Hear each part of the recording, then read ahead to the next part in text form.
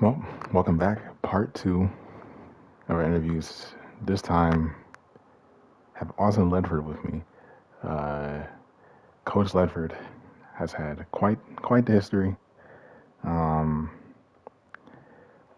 CUSA champ 2 times, a Big 12 champ also 2 times, and really this guy, I would say, uh, is known to have some of the best players. Has coached some of the best players of all time. Um, be it receivers, be it linebackers. Um, this is a guy who really gets the most out of his players. And when I say get the most out of his players, there's one player that uh, we often think about that. What could have happened if Barry Stead stayed? And this is that guy. Um, and in this guy's hands, and not Coach Smith's hands, which Coach Smith more restrictive style with the inside zone offense and the out route offense. Um, but anyway, I'm pleased to have Coach Ledford. And Coach Ledford, how are you feeling today? I'm feeling good. Thank you for having me. You had Yeah, a wonderful interview I saw with Coach Mermack. It was wonderful to see, and I'm glad to be the next guest. yeah, I was happy to interview Coach Mermack. Obviously, one of the most interesting characters. I feel like just with the his quarterback style of play. Quarterbacks, you know, maybe not making it through the season sometimes. Um, I think the word to call him is gritty, and yeah, he's respected by all. yeah, very much respected. Very much respected. Brings the right energy and embodies college football, I think, in a way. Um, and at least the old style of college football, maybe not nowadays. And yeah, anyway. So Coach Ledford, obviously, winding down the season. Season's not over, regardless of if you make the conference championship or not. You have still a bowl game on your horizon. Is how are you feeling about this season? And maybe walk us through the start of the season. Um, I think expectations change throughout the course of a season. So, what I, I say going into this year with a new team in a new school, in a cutthroat sports city of New York, we did have pretty high expectations regardless. Um, we went 7-1 in conference play, which and 9-3 overall before our inevitable bowl game here in a couple weeks. I think we have surpassed expectations. I think we should feel we can hang our hats on having the great season. We've officially been ranked for the first time in school history, 23. Um, I'm very proud of my boys. We would love to compete for a conference championship, but I don't believe we're going to get the bid over Duval U, who was our one conference loss to Coach Parker. Great school over there. But whoever makes it out of the MAC, I mean, it's been a cutthroat year, and I think we're happy to rest our heads knowing we competed against everybody. Yeah, yeah, for sure. I think, yeah, just maybe even talk to us about, what was it like, when you stepped on this campus, with your history. Obviously, you have quite you know, you're one of the most accomplished coaches that we know. Um, and just talk to us about what it was like. Did you feel pressure? And you I know, gotta say, the biggest change is the weather. It was the mm, weather. If you know my history, we coached in Texas, we coached in Arkansas State, and we coached in Liberty, which is it's closer but not that close. These are all warm areas, and going up here in New York, hitting the winter time, it gets cold. Um, but no matter where I am, I'm always wearing my jacket, no matter the weather. So we were prepared to a degree, but could say it was a lot colder than I expected it to be. mm, The crowd was very loud. We've yet to sell out an arena or stands yet, but we were hoping to do that maybe next year. As we get some momentum building into this program. But I was very happy to take over the job at Empire State, um, and getting adjusted to the big city. The big city is the by far the biggest city I've ever been in. It's one of the big cities in the world.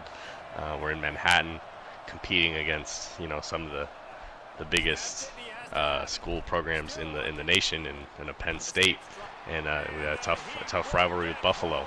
So it's been a new challenge, and I've been happy to handle it. Yeah, for sure. Just being, I was in New York, plenty of stuff going on. I mean, and as you entered conference play, uh, obviously had a good run at it. Obviously you look at Duval and say, what could have been, but yeah, overall, just in conference play, like, what was the message to your guys as you enter conference play and as you get your guys in your first year on the same page? We started the year maybe the foot. What foot did we step on? It's a hard thing to say because we started 1-2. We opened the year against Eastern Carolina, I believe. I'd have to double check. But we started off with a gritty home win. Yes, East Carolina. A gritty home win against East Carolina, but then we dropped 2 games against Troy and Texas State, in not great fashion. Those were embarrassing games for me, as no matter what, losing no matter what is frustrating. But we entered conference play starting against Mississippi, and we had a great game. We competed, and what is considered the best team in this conference, we defeated in opening conference play of the year.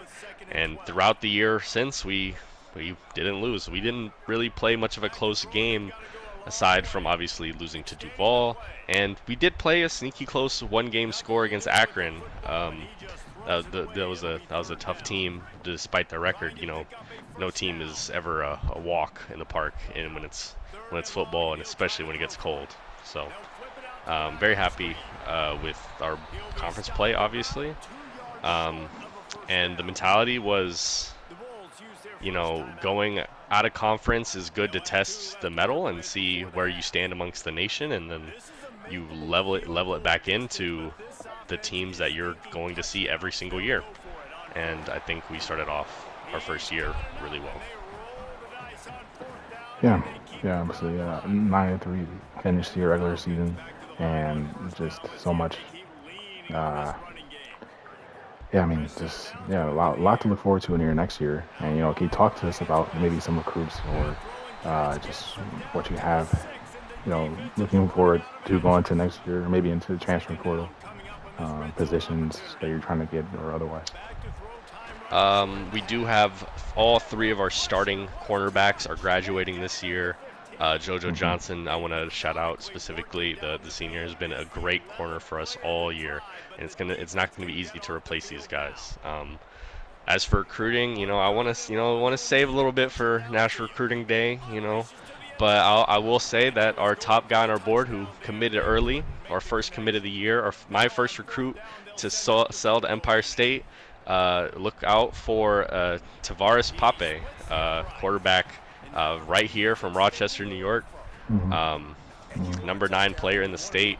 I think this kid is going to come in and do great things for us.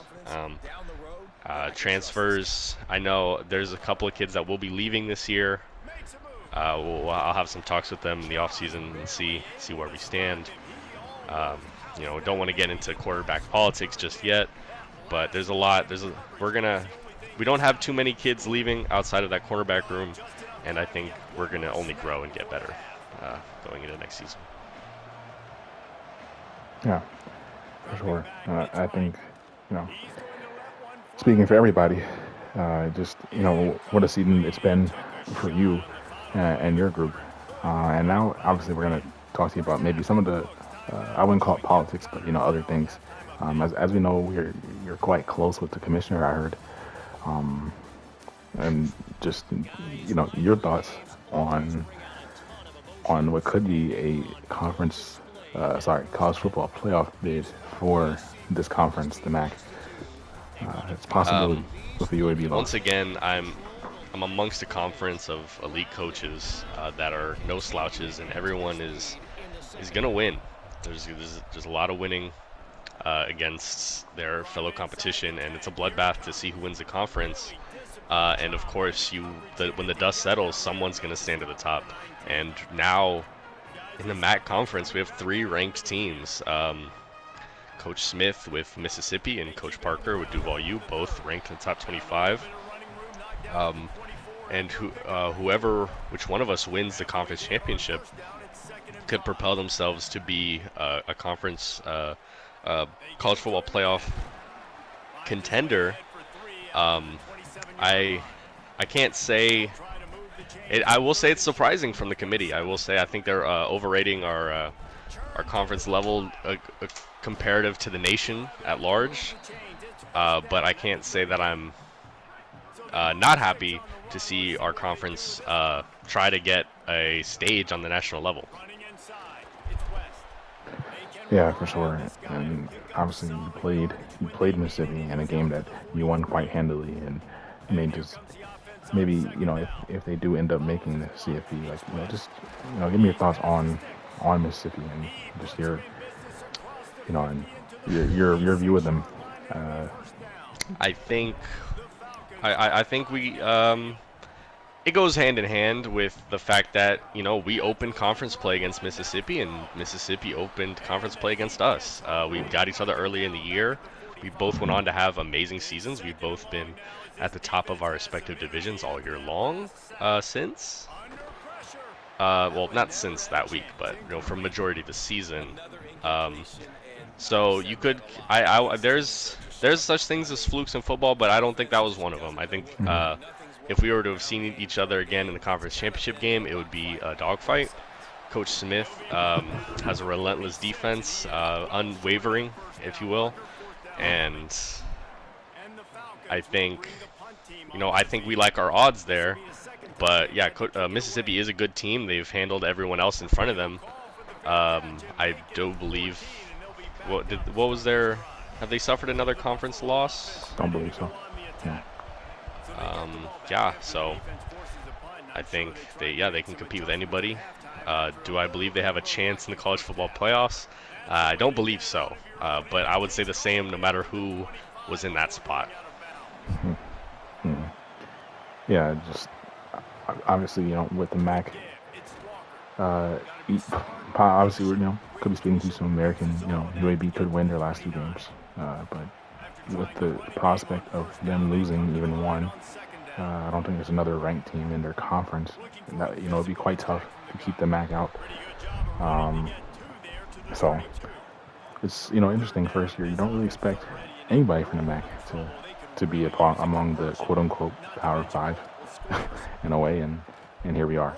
Um, You know here what we I are. can't quite understand? Sorry to cut you off. Go ahead. I couldn't imagine the committee looking across our conference as talented, as great as the coaches in this conference are. I just don't know if the talent's up to snuff. I mean, you have a team like UConn in the Mountain West that's 9-2 and undefeated in conference play, just unranked. While there's three in the MAC that are ranked. I mean, that is definitely something to raise an eyebrow at the committee for, in my opinion. Yeah, I thought it was quite interesting as well. Wake up, I see, and the top 25 gets released on a newspaper, and I'm opening a newspaper, and I'm just, in shock. I'm again happy for Mississippi and Duval, and obviously your team. It just, yeah, it will be interesting to see because we could have ourselves some action, if you will, in the playoffs. So, um, yeah, just interesting. So, I think overall, uh, what a season it's been for Empire State. And as we send you off and wish you luck for your bowl game, we will, yeah. One more quick question, as it pertains to, your cousin Kamish. Um, there's been an uptick in and kick returns in this league. Obviously it's not your fault. Not I'm sorry, not your cousin's fault. Uh, uh, but like, Lex, what do you think? What do you think causes that as like a coach? Like, did teams just work on this in the off season, or what's been a reason Um, for the uptick? I know it's been prevalent in the NFL to make kick returns safer, and they've increased yardage on returns for fair catches and things of that nature.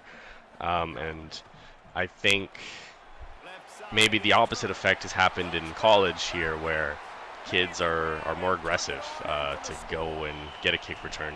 The college is known for its excitement, its chaos and plays. So yeah, I mean we have some of the fastest kids coming from track and field and going into American football, and you have just guys who will burn down the field before a blink of an eye. Maybe this is something the kids have been working on. Special teams as a whole, just returning defenses just need to be better, I suppose, or kicking needs to get smarter. In this case, I can't act like it doesn't bring excitement to the crowd or heartbreak if you're at home, depending on who's returning it. It's happened to us a fair share of times. We've gotten one on other teams. We beat Mississippi, getting a late fourth quarter return that kind of sealed the deal. It was Hmm. multi-scored at that point, but these are things that are just something you just need to account for now. Um, and we just have to strategize against it or for it going forward. Well, yes, thank you for your in-depth analysis, coach, and yes, good luck on your bowl game, and obviously with the conference championship probably not happening. I would say yes, good luck on your bowl game, and thank you for your time today. And we'll get back to you next season. Thank you.